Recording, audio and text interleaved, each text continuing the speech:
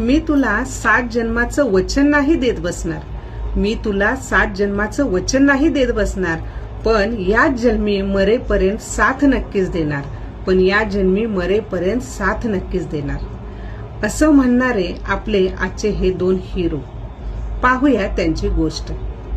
राम आणि श्याम. राम आणि श्याम जिवलग मित्र.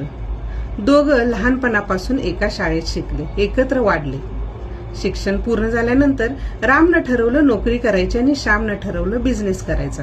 त्याप्रमाणे राम नोकरी करू लागला आणि श्याम बिझनेस करू लागला. दोघांची लग्न झाली आणि रामला मुलगा झाला, श्यामला मुलगी झाली. तेव्हा दोघांनी ठरवलं आपल्या मुलांना काहीही कमी पडून द्यायचं नाही. आपल्याला जे मिळालं नाही ती प्रत्येक गोष्ट त्यांना द्यायची.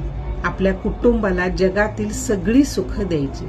आणि त्याप्रमाणे त्यांनी पावलं टाकायला चालू केली. दोघांनी पहिल्यांदा विचार केला आपण प्लॉट घेऊया आणि त्याच्यावरती घर बांधूया.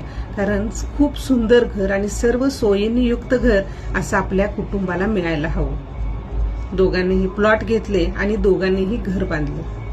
रामनं घर थोडंसं साधं बांधलं आणि श्यामनं खूप सुंदर घर बांधलं.